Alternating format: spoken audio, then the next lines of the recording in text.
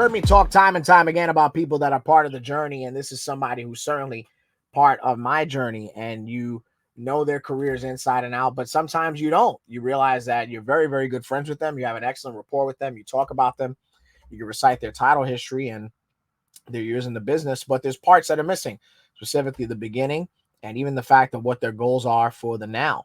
But either way, you can say what you will about his work ethic. You can say what you will about his size, but one of the most relevant big men of the independent scene of the last 5 years, be it on social media with his fortunes or misfortunes or with his successes, is this gentleman. I'm talking about a man who's evolved from the remix all the way to the top of the evolutionary line, the Jurassic Juggernaut, which I came up with.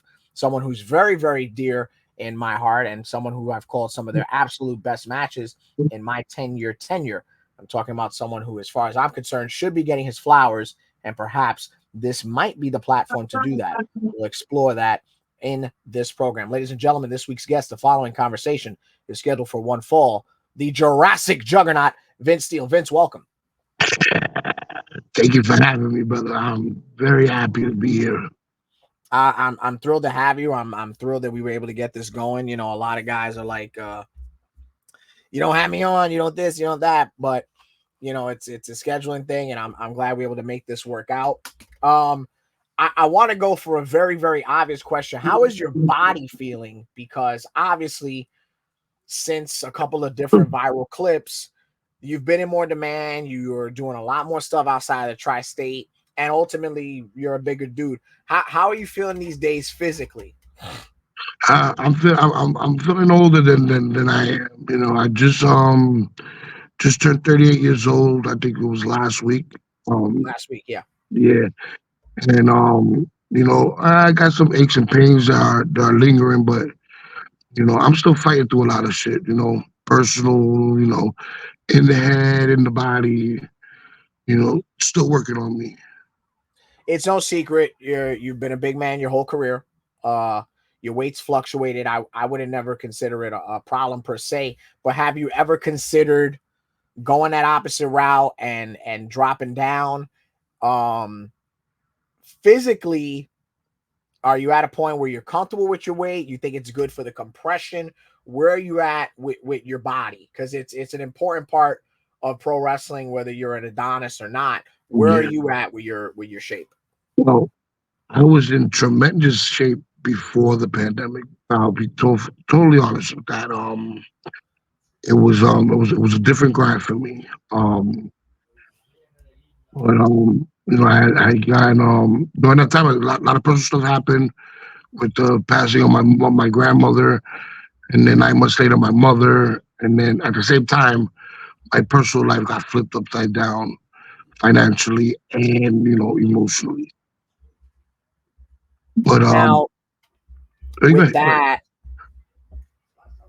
that, do you find, with all the personal things that have happened in your life that I know about, that people don't know about, do you find wrestling to still be comforting, or is it a hassle at times? Does wrestling bring you any form of solstice in that stuff?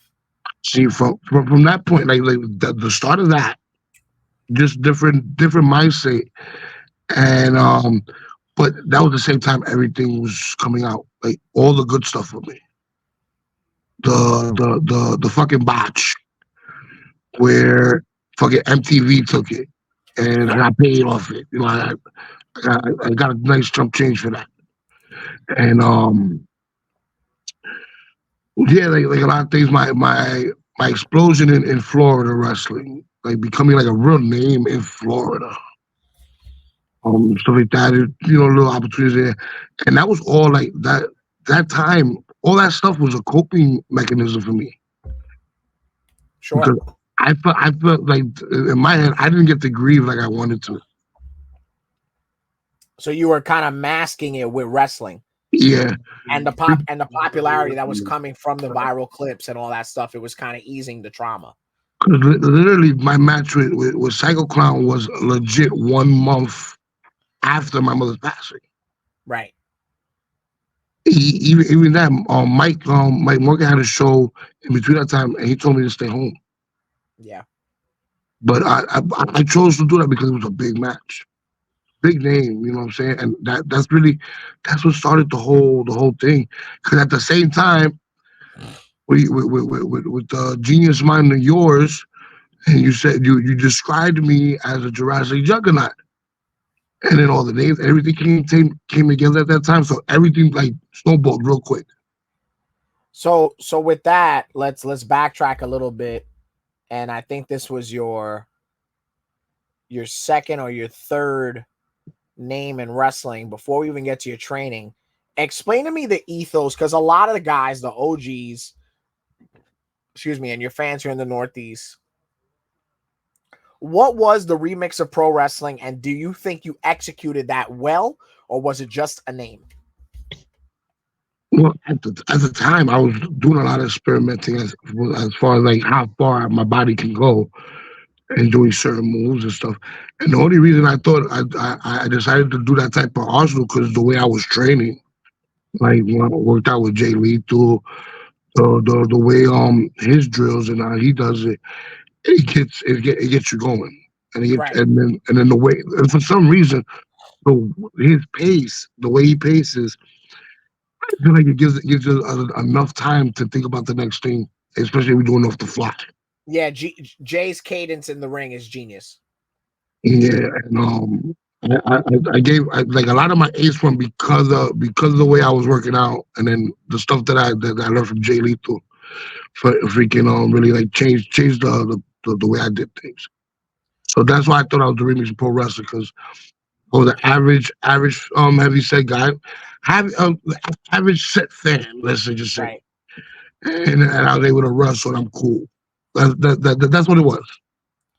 Yeah, because at the time, especially in the New Jersey Independents, no, and I'm not trying to throw shade at anybody, and I'm sure there were others, but a lot of big men were wrestling like that, slower, lethargic, that Bundy, that slam, that big obvious punch, splashes, until you die, that stuff. But you were out there hitting the top rope, doing the Liger kick, doing the spinning heel. Occasionally you would bust out the Rana, and other stuff like that. So, but do you think that you should have gone like a safer route and done maybe not like the lazier big man stuff, but just play? Do you think you should have just stood to play in your size, or do you think no, breaking out of the act and breaking out of the shell was the way to go? I experimented a lot. I did all those styles. A lot when I was outside of New York and doing the things I'm known for. That was for a finish. That was it. Everything else was like basic big man, slowing it down, telling a story. Because outside of New York, it's not the TikTok feel style wrestling where you got to see a whole match within 3 minutes. Yeah, yeah, yeah. You're able to tell stories and stuff. The Switched it up. Avengers brand wrestling, as I I was call it. I was I was a 6'5", 400 pound dancing fool in Florida. Yeah, Why? Because I was getting paid. I was the only person in New York City, well, the only person in the New York wrestling scene that was still wrestling during the pandemic, throughout yeah, the entire pandemic. No fucking bullshit. What matters? I fucking took over fucking Florida, tag teaming with Cha Cha Charlie. I had my match with Ace Romero. yeah, Um, dude, I got to wrestle. I got to wrestle internationally. Um, Nashville, Tennessee. Like that whole run was crazy. now let's go back further. Let's go back to the beginning. Let's I don't want to talk about your fandom, obviously, because I know you love pro wrestling, and that obviously starts from watching the TV and stuff. I will ask, did you gravitate to the big guys, or were you just a fan where you loved everybody?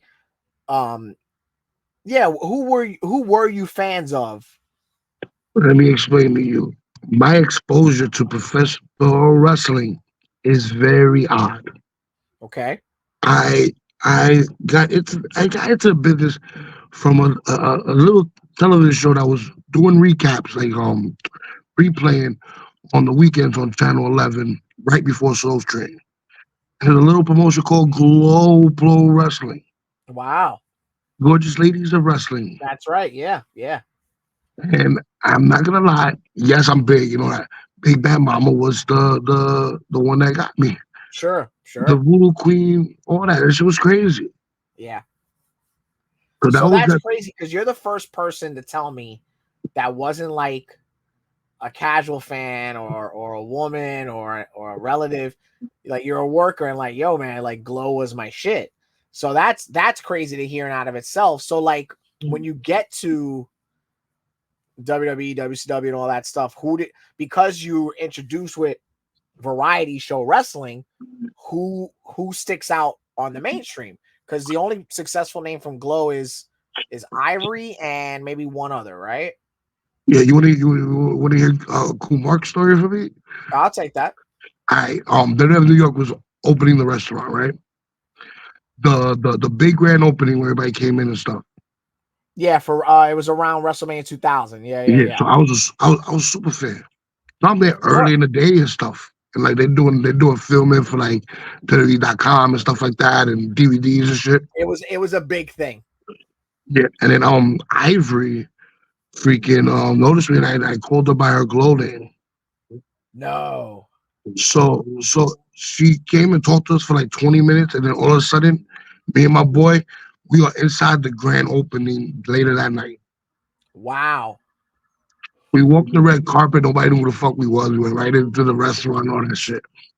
We got to show all the fucking wrestlers. It was fucking cool. Now, if you ever do a show at work, Ivory, you got to pull it to the side. Then, Oh, yeah. okay. So let's talk. Let's talk training. What year did you say I'm gonna go be a wrestler? So of course, Phantom, the Attitude Era, and all that. I want to be a wrestler. Right. Um, same route that a lot of us went through. We freaking backyard first, You were a or at least yard a first. Okay. yeah, backyard, man. You're not a New York wrestler if you never backyard. I'm Yeah, that's sorry. true. That's true. Because you're my backyard. So Backyarding and finding like the local indie places on cable and stuff. On Bronx Net, in the local area where I lived at. Um, like little spots that had like unique stories to them. Like there was a spot called Tony's Gym up in my Haven section of the Bronx, and it was like an after school spot. We went there. It was covered in mattresses and mats and stuff like that. It was like a big ass bouncy house. yeah. So they converted a small area just like a size enough for a ring, and we were Okay. wrestling there and stuff like that. I met a couple of local guys who was doing the local stuff there, and like watched their TV shows, and that's how I got into it. And then did the basic searching of a proper school, and it So was because it's New York City gyms in the 80s and 90s, is this a boxing ring or is this a wrestling ring? wrestling. There was some wrestling schools. You had Johnny Rogers and all that stuff, Right. where I couldn't afford $3,000 to be a wrestler. Like I was flat Sure. broke. Um, all that pay this now. We just wanted to start and then we paid later. Yeah, And I think that's what ECPW was charging at the time also. so by the time I started working in the indies and stuff, I already had a knowledge in the game already, like to skip to school and be able to wrestle. So and then learn on the way. So we found Doghouse with Mhm. outlaw promotion that was running in New York. They had their guys work out at the Tony's Gym shit, and we all got together and stuff, and that's how I found Doghouse. Okay. So the doghouse, because I only know the legend. I wasn't there, and by the time my curiosity was piqued, I was already um not I was interested in the business, but I wasn't interested enough to pursue it. Explain for the fans, especially those who are unfamiliar, what the doghouse and that era of wrestling training and the gym itself was and who was there. All right. First and foremost, it was nothing like it is today, especially with all the scandals, the coming outs, and all that stuff. Um, I was at the very tail end of the New York. If you were a professional wrestler, you need a pro wrestling license. So Yeah. I was. So what year is this? This is 99 into 2000 or 2000 into 2001. Yeah, I think by 0203 the licenses are done, Yeah. right?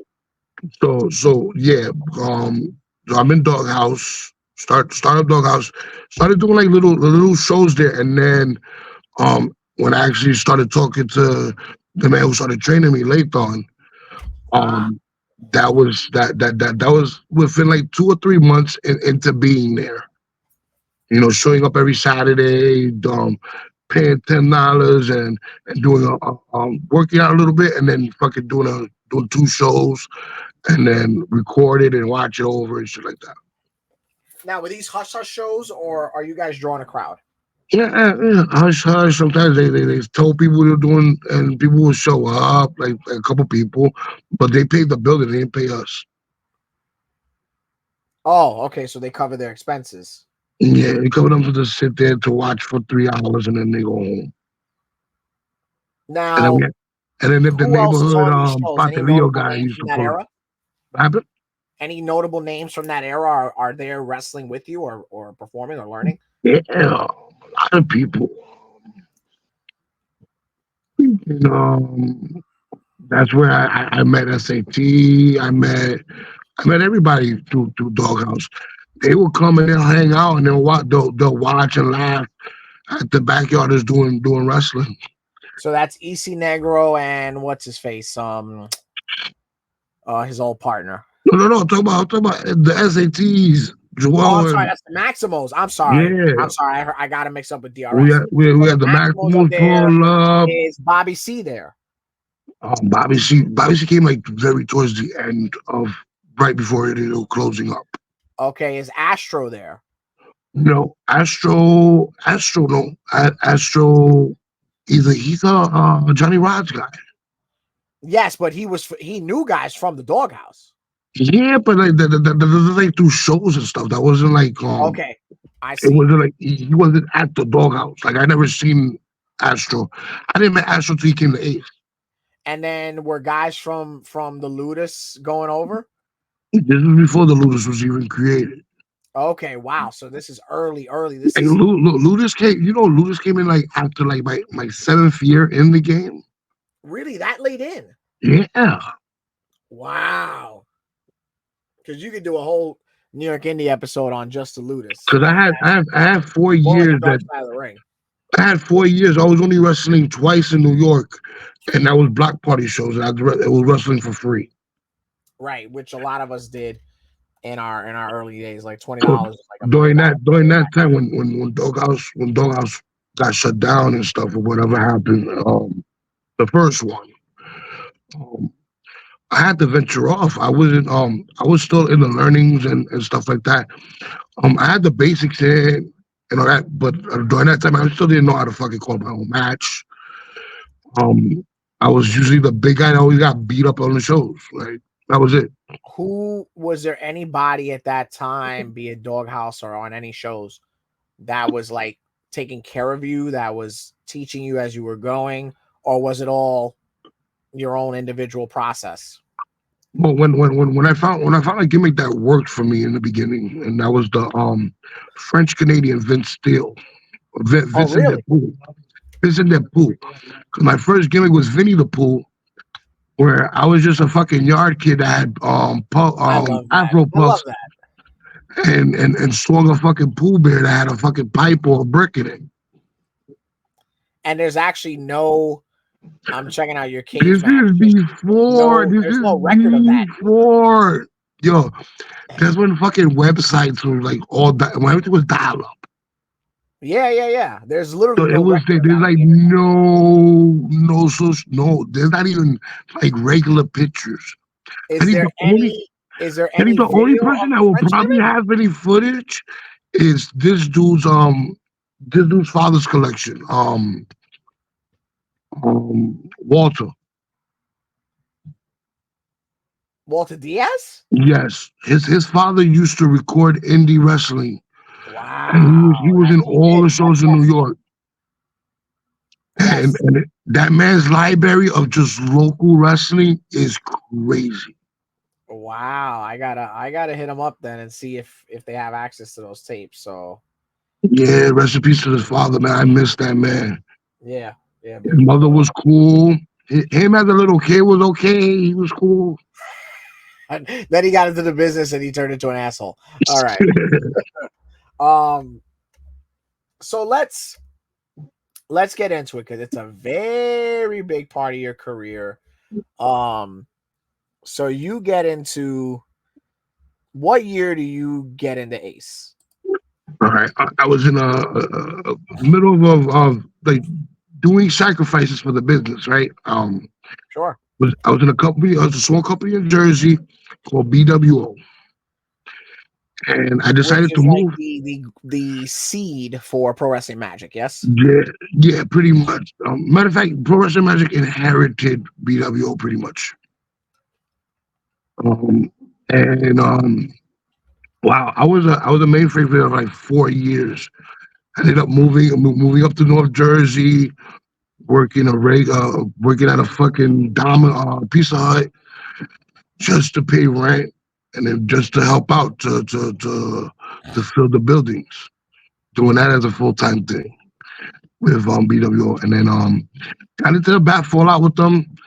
I had gotten reconnected with a dude. He was in Ace at the time. Well, one of the Elm Street kids. It was Razor, Okay. and he was telling me, "Yo, you should come. You know, try this out." Da, da, da. I actually went to Ace when Mike officially like was on his own. When Mike went on his own and he changed everything to Ace. He had just got the brand new that ring that he has now. I was the one that broke it in. Right. That's So how long I know him. But this is right after WWE sends him the letter for the AWA, right? no, no, this is before that. Oh, okay. When he decided to take AWA and it was just him. You know, he didn't have no partners. It was just him. Oh, yeah, yeah, sure, sure. For those of When, you who when, don't know, American Championship Entertainment, Ace Pro Wrestling was AWA. Before that, and then Mike Morgan had partners, and then eventually he bought them out. One disappeared, and then through some legal matters, he changed it to Ace. Go on. yeah, so tell me about Ace and all that. But I've been there before. I worked out there before. It just never got booked. This is third floor, right? Um, third floor. By the time I got there, they had just moved to the second floor. Okay. So by the time I got there, it was about 2007 I got there, and Mike gave me a chance. He let me work. Mike was even tough back then. Like he didn't like when guys did double shots, but he understood. I did a double shot with my debut with Ace. Okay. And Mike really like. I guess he took a liking to me. He saw something in me because he decided to make me main event.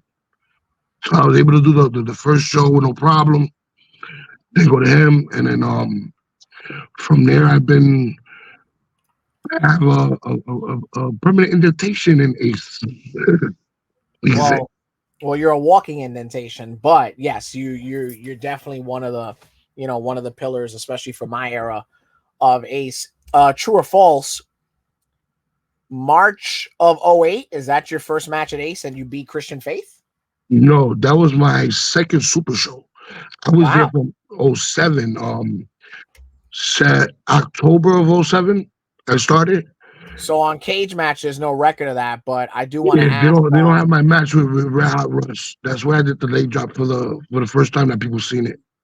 Well, we'll get into that. So, real quick, May it's coming up May 5th of 2007 for W4L. Why'd you let Bobby V beat you? Well, it was still early in my career. So like before I knew who Bobby V was. I became towards the end of like towards the end of his career because he's not wrestling anymore. So, yeah, man, I barely knew who he was at the time, and I was just wanted to wrestle. And mind you, this is Gotcha. like getting my feet wet after Doghouse closes Right. during Okay. that period. So I'm trying to like find a new place to go, and then I eventually ended up in BWO, and then I mentioned it. I ended up in Ace Did you ever get the win back? tons of times. Okay, I'm good now. Therapy's over. So are you you don't do it anymore, but at that time especially, you're doing the headbutt, the splash, the leg drop, and the Harlem hangover all from the top rope. Let's say what it is. How do you pitch that to Mike and he says, okay, do it? Because it's not like you're just gonna go out there and do it. Or Well, did you or did you kayfabe I and don't know. tell me and then I execute? what I did, I wanted to just show that I could do it. So Did that you whole show him the beginning of old crab Ace, pat first, or did you tell him? no, the whole beginning of Ace, I missed it. Like Wow. I missed it in every first match until my first like big house big super show. Mike So would that have was like your high spot. yes. That's why I So like that was working pretty with much Mike like all the because splashes before Snuka and Morocco. yeah, but I would do it and miss it. That would be like a falsie for me Right, right. on the build up. When I actually hit it, the building fucking shook. The hard cam was shaking crazy. Sure. People were shocked. So that was the cool thing about it. Now you're in Ace, you're a big deal because of your size. There's a couple of other bigger dudes there, like, you know, Hardways, their stock is at a bigger size at the time. This is before stock. So you're there before him. I don't think I was there 2 years before stock showed up. So when did you become like the tag team specialist there? When I was teaming up with Swift James, or And my first tag team partner was at that time. Mike was finding a place for me, right. so we were doing a bunch of stuff. Like we experimented with everything. Because when We I did the first saw you, you were teaming with Mike Law. yeah. That was like right after a quick run, like my start. That was right after my start, and my start was I jumped right into the main event scene with Joe Okay. Harway. We Yeah. fight over the Ace. We would fight for the Ace heavyweight title. Yeah. And I was you won I the was his Crossroads feeder 5 matches. Rumble. I was his feeder matches before his big matches with Mo Sexton, with Robert Roode and stuff like that. That was during that time that his build up for his big matches. And Now, we would talk have to good me matches. about That's why. so let's go to 2010. You're still very much an ace. You're doing some kind of sporadic stuff in New York. And you kind of do, well, not kind of, you do the loser leaves town match in 2010 Yeah. to cap off the year, and then you come back as part of a faction. Walk me through the New Age Wrecking Crew and how important it was for Ace's history at that time. Well, that was the whole reason me to lose town because I was on maternity leave pretty much. My firstborn, and I wanted to be there a lot, and I Yeah. sacrificed a lot of time, so I had to really hustle and take care. But during that time, that was a hard point. That was very hard for me. But I had Mike there, and we were all consistent, and Mike became more than just a boss. We became family on that, like really, really tight. Yeah. And look out for me. I'm saying a lot more than do most people. He helped me out a lot, and from there we come.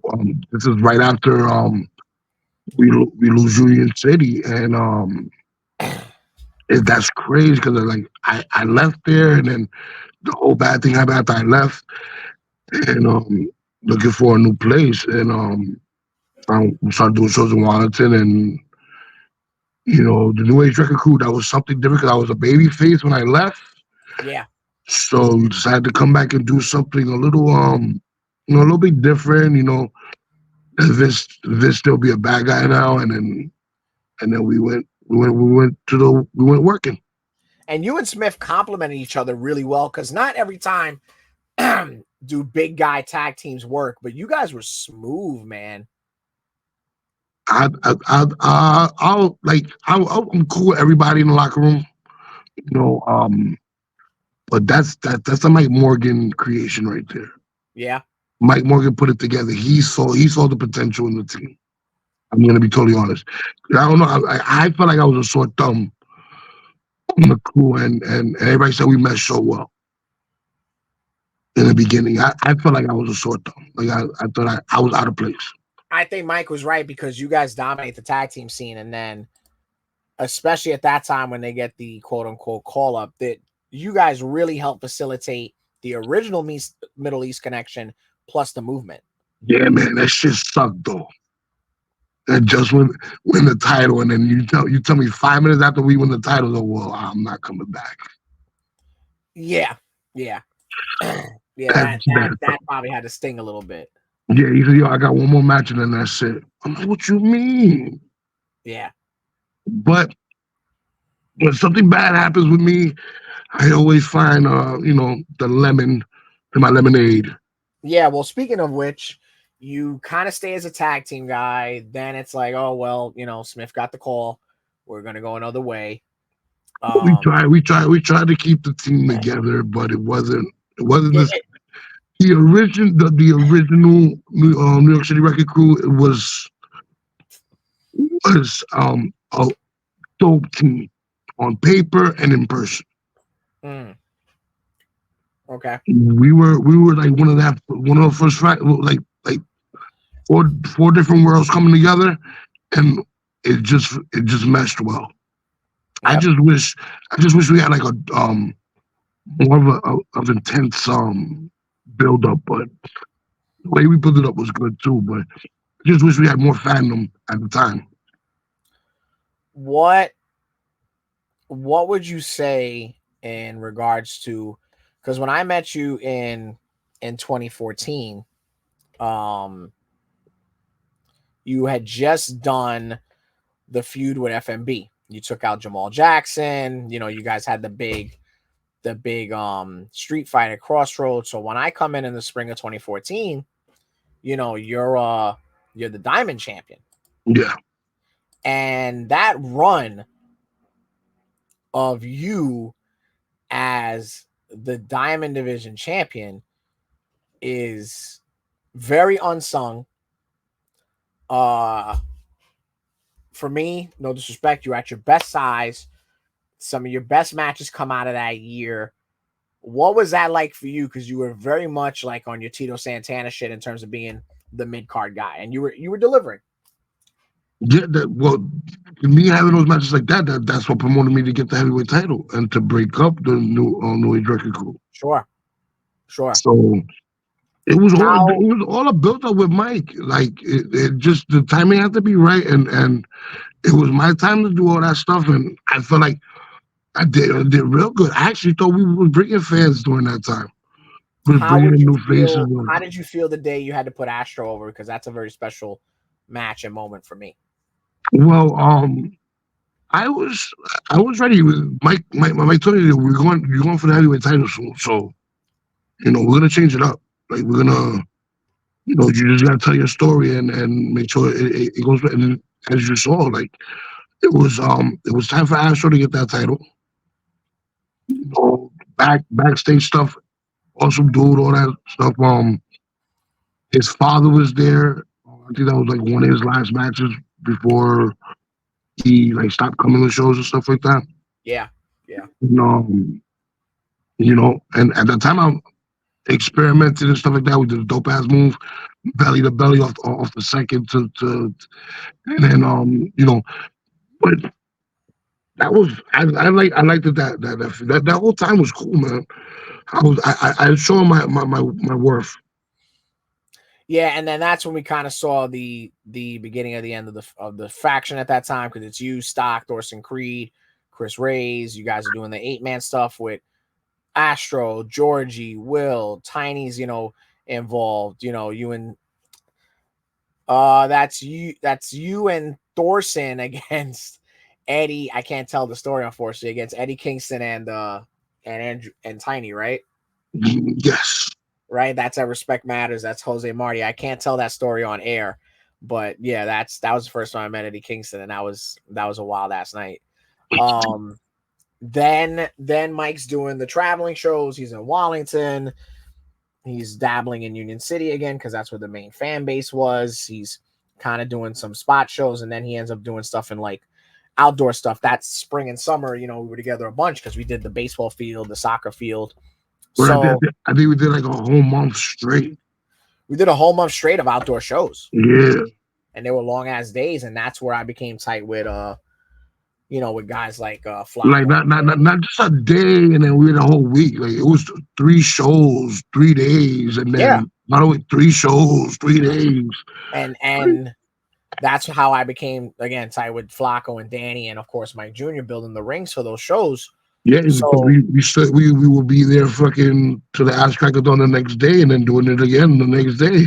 pretty much, like at that time, especially, I didn't know what the point of going home was. I know one night you slept in the truck, and I was like, "You're wild," because it was like I remember that May so vividly. It was like 80 something or higher, and we were like, "That truck's got to be 110 by now," and this guy's sleeping in there.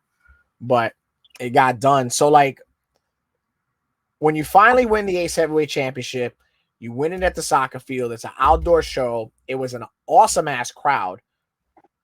Walk me through that, because if you know the journey that we've covered a little bit, that's a lot of hard work and dedication being rewarded, right? Yeah. Especially it was the towards the end of that run where we were doing all the outside shows. It was the last show, and then they I didn't know to that day that we were actually going to go that direction right away. Yeah. And I was going to go into Crossroads as a champion. So I was like, all right, cool. I got the main event and all that shit.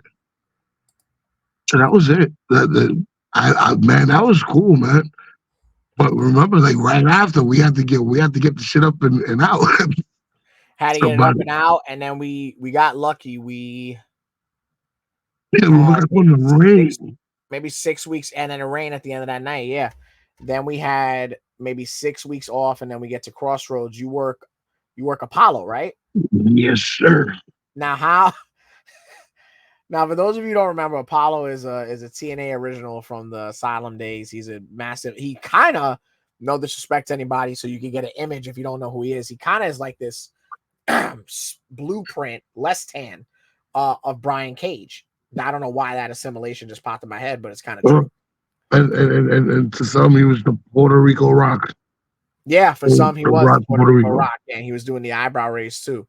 Um, Talk to me about that match, because it's Crossroads 10. It's Jose Marti. At the time, you're in a tough spot because that was the end of the rivalry between Stock and Mikey Jr. against Mike and Will. They have the first half main event. It turns Oh into a my God. six-man. The place is going It's just to talk nuts. about it because you call that whole match by yourself. I called that whole match by myself. I The didn't call whole the show by show, the whole myself. show. You did? Oh yeah, because you No, had I Mike was with Lewis. I was with Mike Lewis. But after that first half, you were all alone. I was all alone, and between me and you, that to me, I don't think I've said this out loud before. That is the worst I've ever done on commentary of that show. And it wasn't. It wasn't bad. I did terrible. It wasn't I bad. don't know what. Well, I know what it was. It was all personal stuff that I don't want to get into, but Yeah. I shit the bed. You covered up enough, like nobody would have noticed. So Yeah, it I was mean, good. probably if I hear it now, I probably want to kill myself. But I did terrible that night. What was it like for you? Because again, first half main is Mike and Mike Jr., and the crowd is into it. It's the end of a year-long feud, maybe longer, and it's like, oh, I know I'm gonna have a good match, but I don't know if I'm gonna get those reactions. So where were you at mentally? Turn it up. That's what I was thinking. That's what you saw that night. I did a leapfrog, drop down, shoulder block, Yeah, that was the open, the universal and spot. then did the suicide dive right after. Yeah, yeah. I ain't It, never it got. I was the pop was crazy. Yeah, it was a killer match, and then you guys fight in the bleachers, and then he gives you the welt from the chops. Then you gave him one, and he's like, "Oh, he's up." And in my head, I'm like, "He's up? Like he's going home with a third tit? What do you mean he's up?" Like when you told me that at the diner, I was like, "He told you he's up? I smacked the shit out of him." He rocked me with that fucking chair, man. That chair, fucking. I still get Yeah. memories of that chair shot. Um, how important? Because you're working so closely with him, and you have I was gonna get it, and I just it's one of the photos that I can't look at. How important is that year, that run, going from heel to babyface, being side by side with Mikey Jr. and Stock, and of course Morgan? How important is the 2014 year run of your career for you? Because for me, emotionally, that was my first year. I'm doing camera, ring work, commentary, overdrives, this, that, in and out. So 2014 is very special to me. But you're kind of in the thick of it in a different way. But so what's that year for you? Because you go from being in the faction, then the diamond run, then right into the heavyweight. Like, can you even put that into words?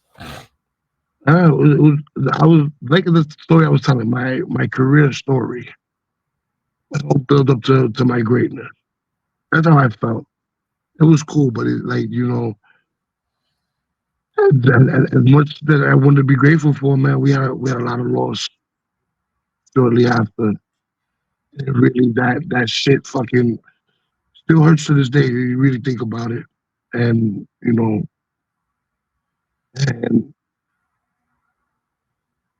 because that's where Mikey grew out of his shell too. Yeah. Yeah. Mikey grew out of his shell as a performer, crazy. How he getting that Dom before Dom got the heat now. Yeah. You know what I'm saying? Like he came out of his shell too, um, becoming a leader also. Uh, to be totally honest, Mike raised the hell of a kid, man. And he was very dear to all of us. Absolutely. It, He was it was crazy. That was so much that I was so linked up to that whole tragedy. It was crazy. yeah, he's really what kept it all. From the day when the accident happened with him and until his passing, like crazy. Yeah, I mean, me, you, and Will were some of the guys who were there every day. Um, and of course Henry, also. Uh, so let's get into it. We can't talk about it without getting into it, and we talked about it before we roll tape here. You're the Ace Heavyweight Champion. You win the belt at the soccer field. Awesome crowd, awesome pop. You go into Crossroads, you do the main event, and then Ace takes the time off, because Mike was getting ready to give the company to Mike Jr., let him run it. He was going to finance it. And the idea was to run at a new building. Then tragedy happens. Unfortunately, Mikey passes away. After that, Mike gets a phone call and we end up in Wallington.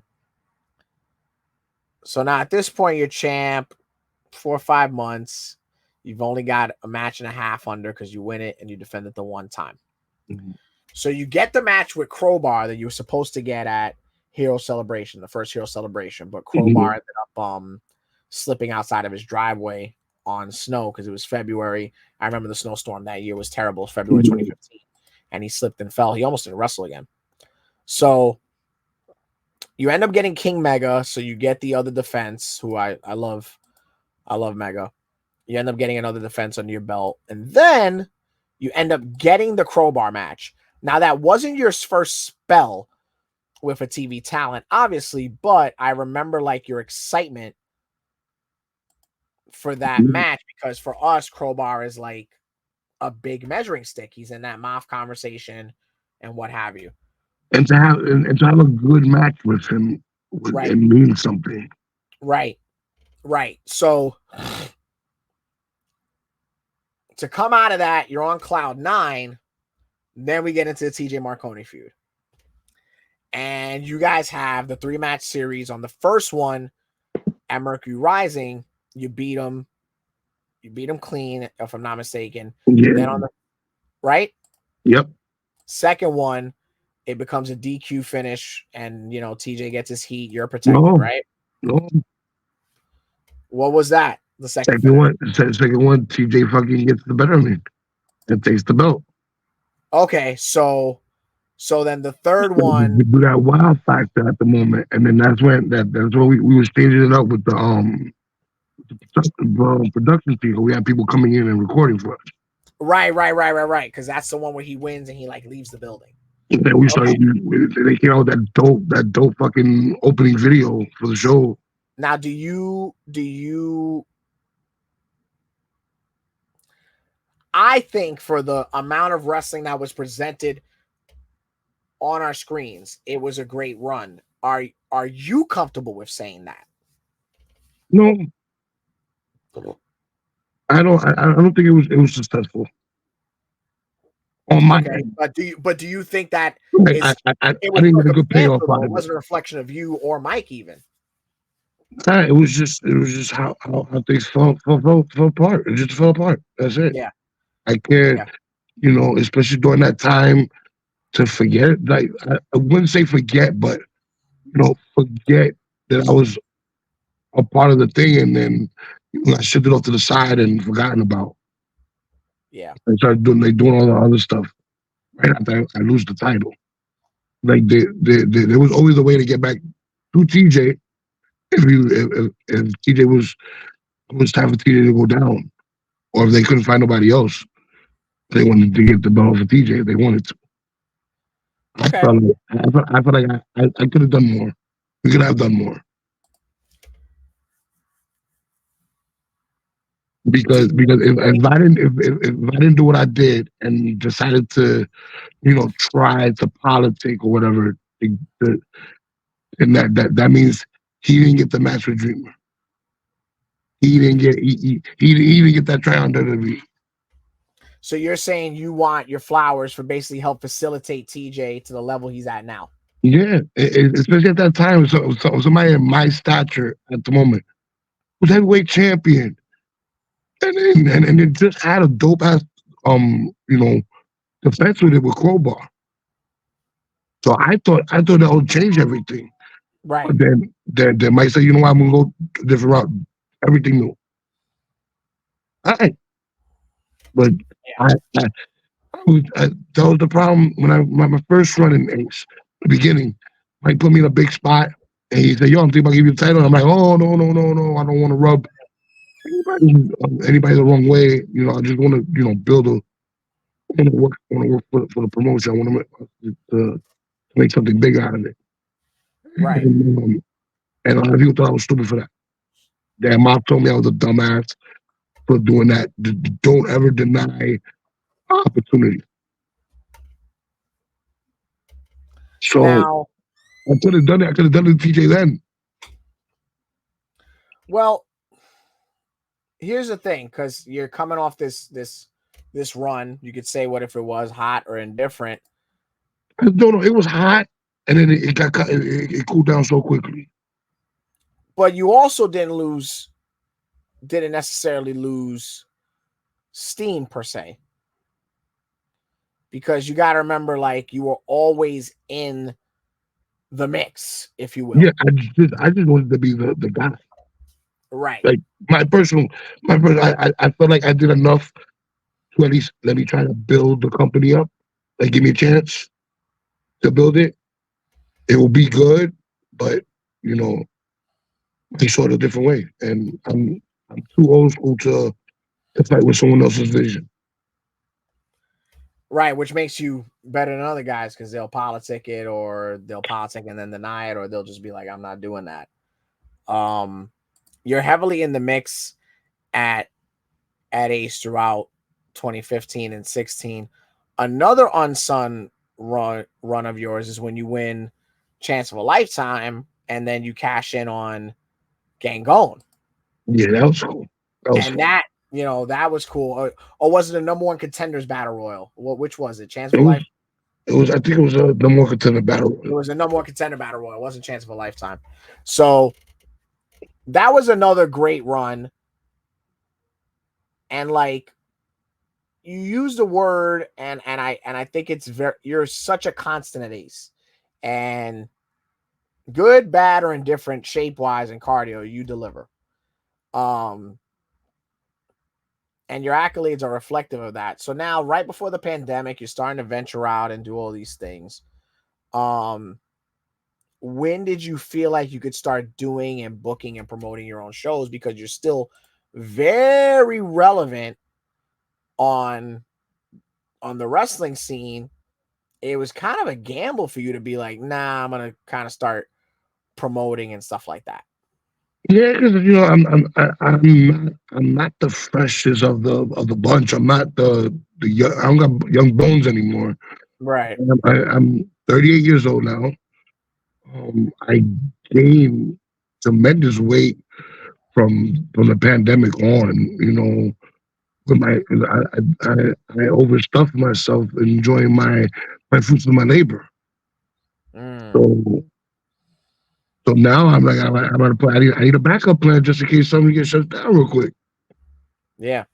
Yeah. And I don't want to leave the business. So you So know, you talked about this, the Cha Cha Juggernauts thing. You started out feuding with Charlie down there in CCW, though, right? yes.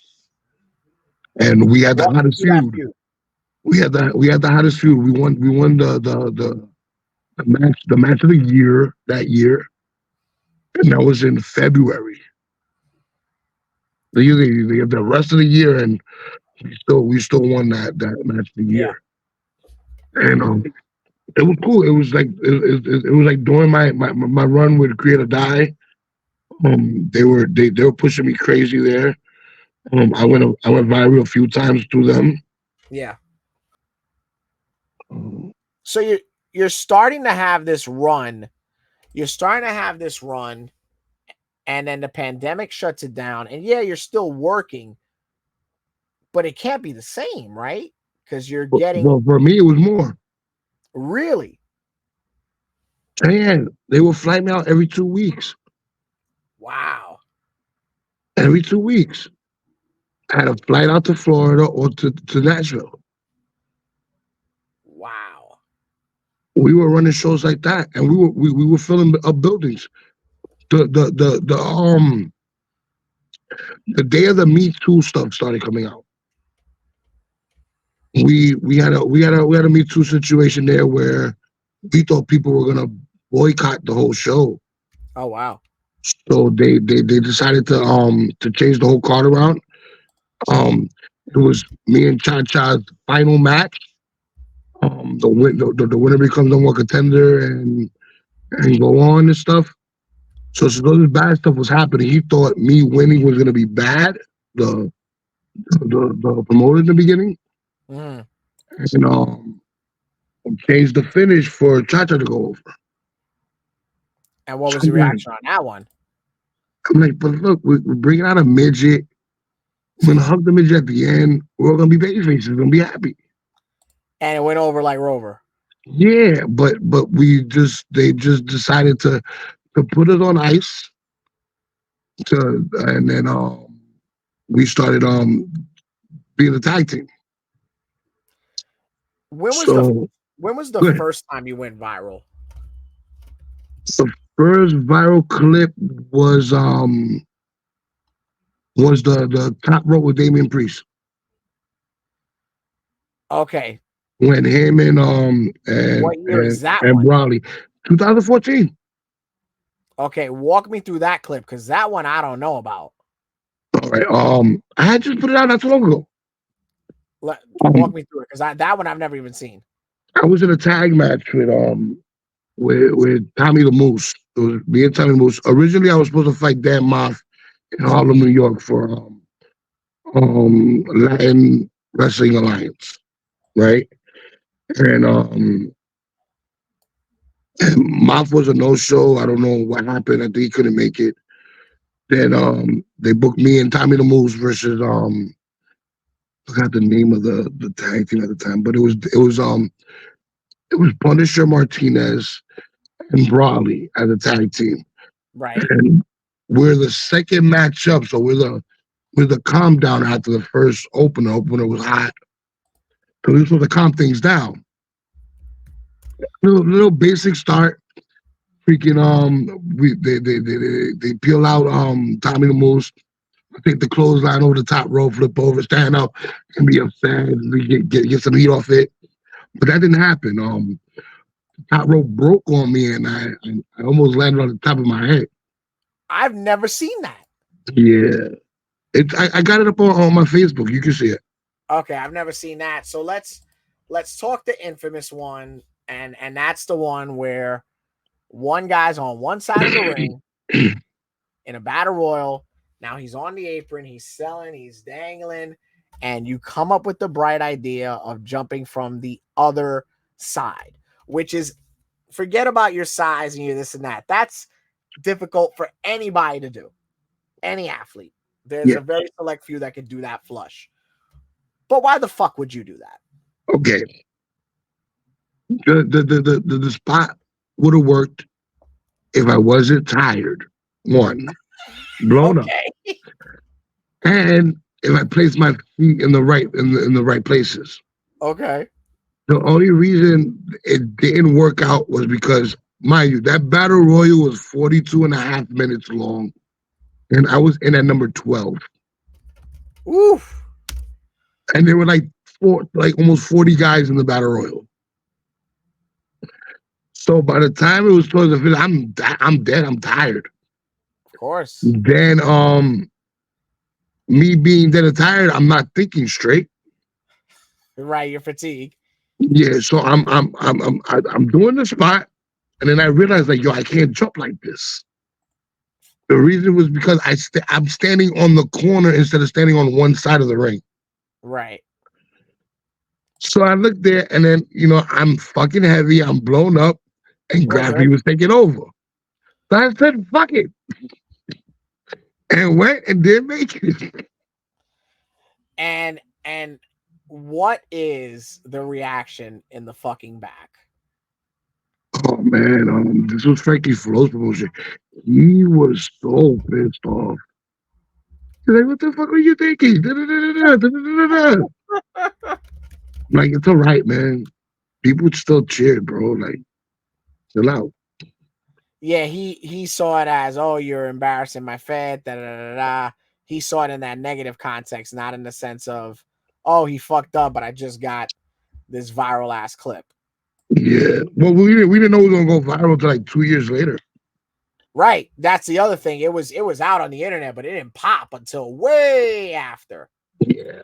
When MTV decided to take it. Yeah. That was ridiculousness, right? Yes. Yeah, because that's where I saw it. And it was fucking perfect because it happened right in the beginning of the pandemic.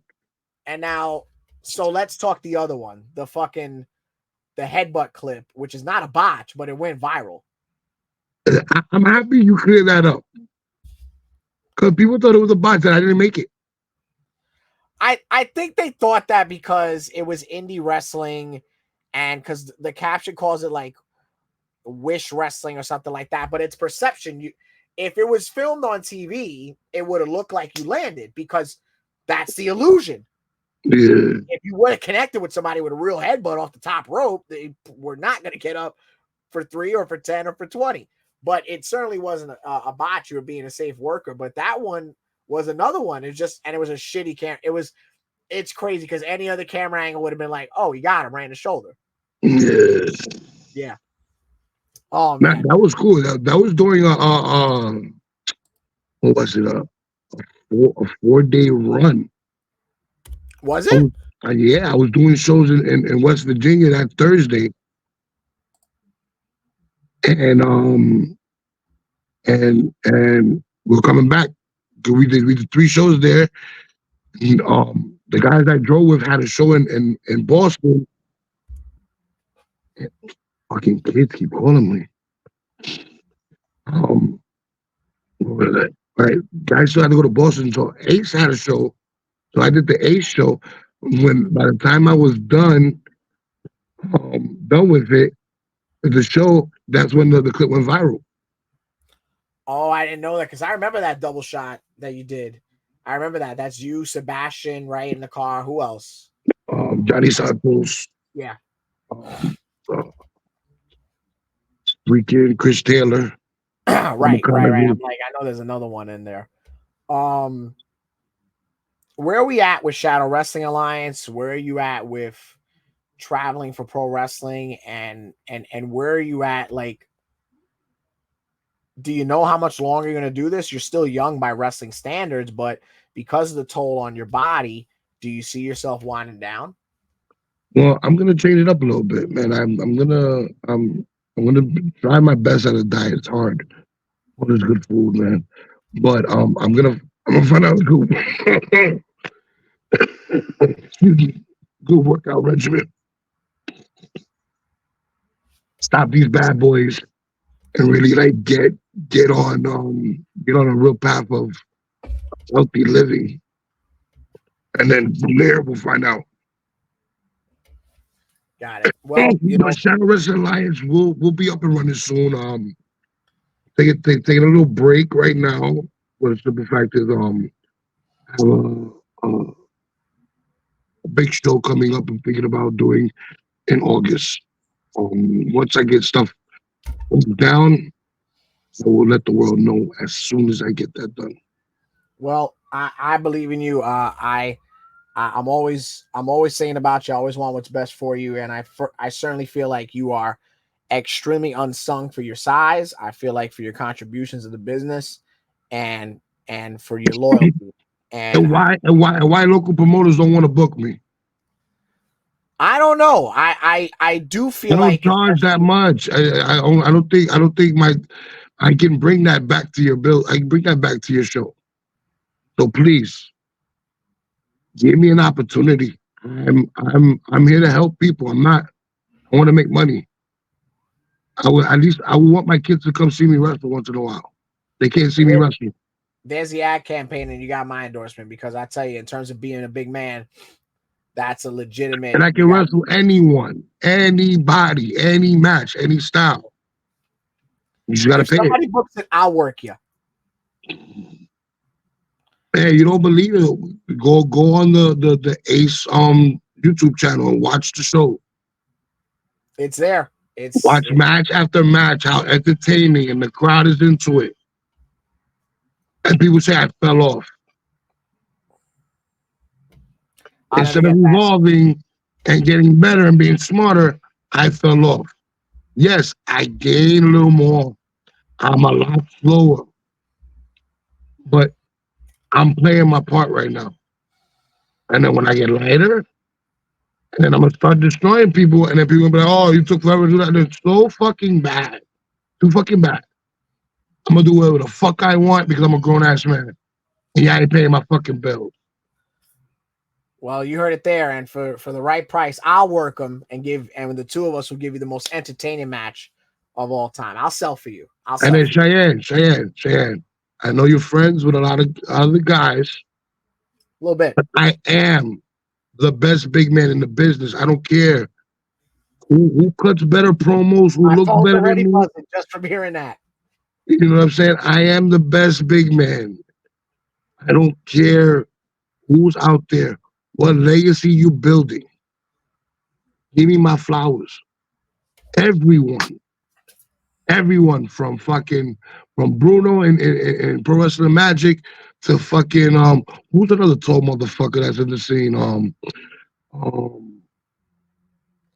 There's a lot of them, sir. it's not a lot of them because they put me in the ring with them and I make them better. And when you're my size, they're all tall. And I don't get why these other promoters, other promotions, even promotions that I'm a part of that they don't even use me. I'm giving you homeboy rates The homeboy rates, I love that. Well, there ain't. and they still ain't booking me Well, because that is. people want to be the big guy there. I don't care. I'll put your fucking guy over. I don't give a fuck. Just pay me. Give me something to do.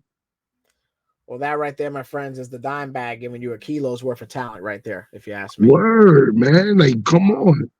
I'll make my Ladies, money selling merch. there it is.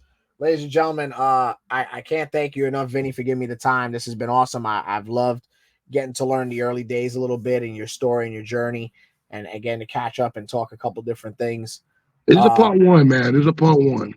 Yeah, yeah, because We'll do a you part got two later so down the many road. stories, you know. Yeah, we should talk about Diverge, all that stuff, all the cool stuff I got to do, man. It's been a hell of a career and it's still ticking. I still think you got it in the tank, man. You know. But Yeah. here we are. The following conversation been scheduled for one fall. For one fall, I'll do that over again. Ladies and gentlemen, the following conversation has been scheduled for one fall. This is the Jurassic Juggernaut, Vince Steele. Book him now. And this, of course, is Sean Ortiz. We'll see you next week, fans.